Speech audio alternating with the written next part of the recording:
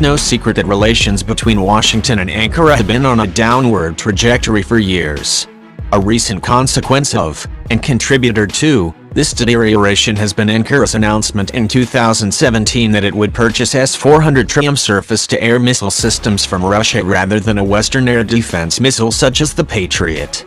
Turkey has also reportedly paid a deposit for a $2.5 billion contract with Russia, with delivery to follow in October 2019. At the same time, Turkey is set to receive at least 30 F-35A stealth fighters from the United States through 2022 and would like to acquire 120 ultimately. A ceremony held on June 21, which involved an interpretive dance by a man in a leather wingsuit, officially transferred the first 4 F-35s to the Turkish Air Force, though the aircraft remain on U.S. soil while crew undergoes training. However, on June 18, the U.S. Senate voted 85-10 to include a clause in the 2019 defense budget blocking their transfer to Turkey, despite the $175 million Turkey invested in the aircraft's development and the substantial involvement of Turkish companies in building F-35 components. Technically, the defense authorization must still be reconciled with the version in the U.S. House, and would not come into effect until after the first F-35s are delivered. The senators' grievances range from Turkey's military campaign against Kurdish forces in Syria, which Washington supports, President Erdogan's descent into authoritarianism and persecution of political dissidents, an incident in which Turkish presidential bodyguards beat up protesters in Washington, D.C.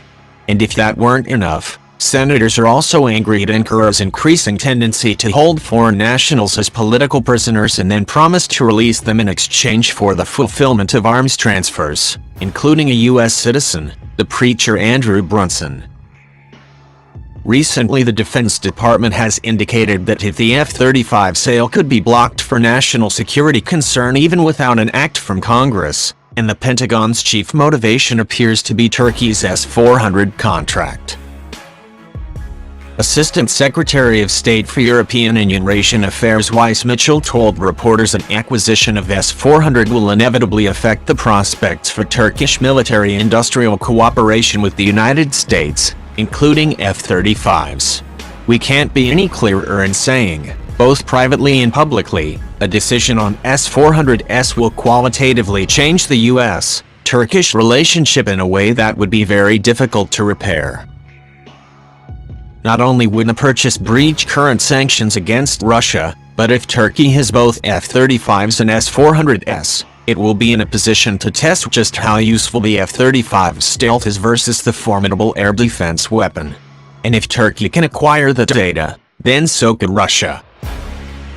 Because Turkish F-35s would regularly operate in airspace defended by S-400s, such operational data would be collected as a matter of course.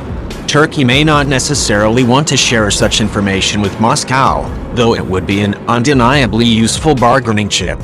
However, it seems quite possible that the battery's highly networked computers could harbor backdoors granting access to the Russian military. Worse still, Turkey wants to link the F-35 fighter jet to its HVBS network.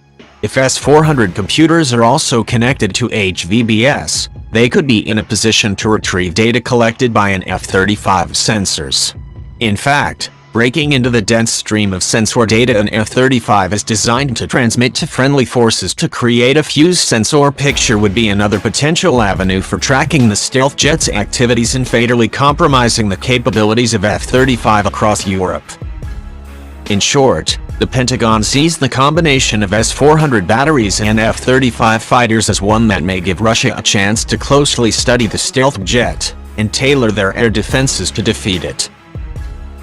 Both China and India are also acquiring S-400s, even while New Delhi is growing closer to the United States and is weighing whether to purchase F-35s as well. Meanwhile, Saudi Arabia has also hinted interest in the S-400 but received a similar warning from Washington: it may be cut off from certain technology transfers if it moves towards purchasing it. Whatever happens, the stealth jet and anti-aircraft system are likely doomed to cohabit future global hotspots, even if they are not actually shooting at each other. Ankara and Washington, meanwhile, have numerous, painful strings to pull against each other. Even if Turkey receives F-35s, Washington could cut off access to the aircraft's Alvis cloud network, largely crippling the stealth fighter's capabilities. Turkey has threatened to purchase Russian S-500 missiles and Su-57 stealth fighters if it is denied F-35s, or to kick U.S. troops out of Incirlik Air Base, which is vital to U.S. operations in Syria and hosts U.S. nuclear weapons. So far neither side appears inclined to budge.